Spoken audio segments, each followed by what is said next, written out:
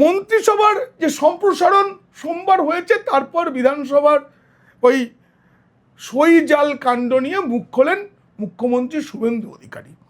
তিনি জানিয়ে দেন যে তার কাছে এই যে খবরটা, এই খবরটা তৃণমূলেরই দুই বিধায়ক দিয়েছিলেন, ঋতব্রত বন্দ্যোপাধ্যায় এবং এই সন্দীপন, তারা দুজনে, সন্দীপন সাহা, তারা দুজনেই খবরটা দেন।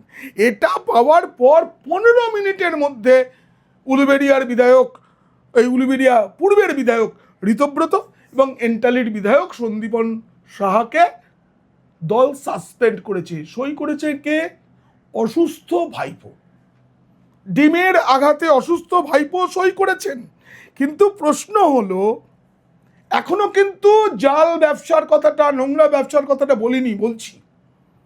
এরপরে আবার সকলকে সই করানোর জন্য রবিবার ডাকা হয়েছিল, সেখানে 80 জনের মধ্যে 60 জন বিধায়ক আসেননি।